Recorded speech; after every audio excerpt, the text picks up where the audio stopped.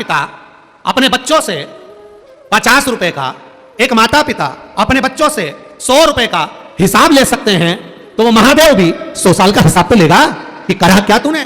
नीचे जाने के बाद, इस मृत्युलोक में पहुंचने के बाद तुमने किया क्या है, इस भूमंडल पर जाने के बाद, इस मृत्युलोक में पहुंचने के बाद तुमने करा क्या, क्या करा। महाराज केवल एक काम करा, खूब सवेरे 8 बजे से दुकान खोली, रात को 9 बजे बंद करी, घर पर आए, रोटी खाई, थोड़ी देर बैठ के मोबाइल चलाया और उसके बाद सो गए। सवेरे उठे, ब्रश करा, मुंडा धोया, स्नान करा, अखबार पढ़ा और फिर वापिस नाश्ता करके दुकान चले गए। तो महादेव भी कहेगा जिंदगी भर कमा कमा के मर गया, इसलिए फोटो तो दीवार पे टंगेगा और तू नरक में टिकेगा। कोई अच्छा काम कर नहीं जा रहे।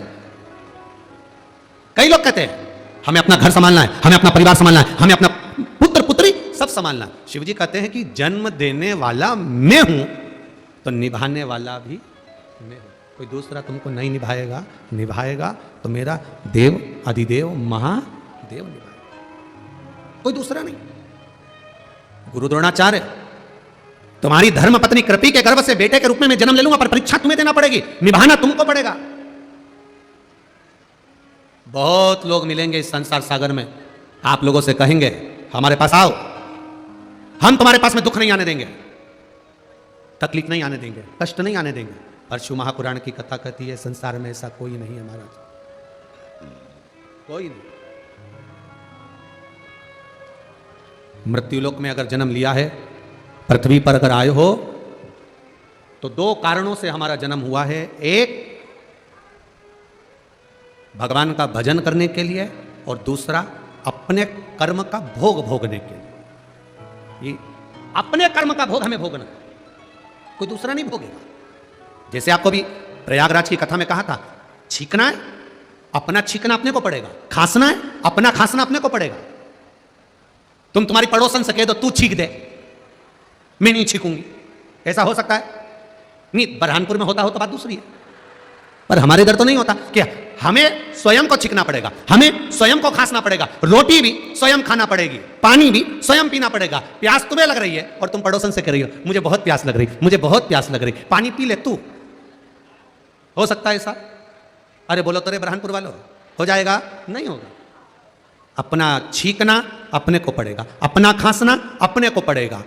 बीमारी आएगी तो भोगना भी अपने को पड़ेगा, दवाई भी अपने को खाना पड़ेगी। उसी तरह अपने कर्मों का भोग भी अपने को भोगना है, इसलिए 1 लोटा जल भी अपने को ही चढ़ा, कोई दूसरा नहीं चढ़ाए, स्वयं चढ़ाइए, स्वयं। अपने कर्म का भोग अपने को भोगना, कोई दूसरा नहीं भोगना। द्रोणाचार्य जी, आपको परीक्षा देना पड़ेगी, बारंबार आपको परीक्षा में पास होना पड़ेगा, आपको बार बार परीक्षा देना पड़ेगी। द्रोणाचार्य जी ने कहा ठीक है, बेटे का जन्म तुम्हारे घर में, तुम्हारी धर्म पत्नी कृपी के गर्भ से एक बेटे का जन्म होगा जिसका नाम अश्वत्थामा होगा। जिसका नाम अश्वत्थामा होगा, वो अश्वत्थामा तुम्हारे घर में जैसे ही जन्म लेगा, बड़ा वीर, बड़ा तेजवान, सब कुछ होगा। हुआ, अश्वत्थामा का जन्म हुआ, बड़ा तेजवान था, बड़ा वीर था, बड़ा प्रबल था, बहुत तीव्र था। पर बेटे के जन्म के बाद पिता की थोड़ी सी दशा बदल गई, दशा बदली, खाने के लाले पड़ने लगे। गुरु द्रोणाचार्य जी के पास में भोजन के लिए अन्न नहीं था, धन नहीं था, खाने के लाले पड़ने लगे। अन्न नहीं है, धन नहीं है,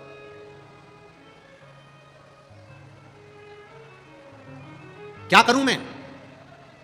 गुरु द्रोणाचार्य चले गए परशुराम भगवान के पास में, परशुराम जी से विद्या सीखने लगे, मां और बेटे घर में रहने लगे। आज घर में रहने वाला बेटा पढ़ने के लिए गुरु के घर जाता है।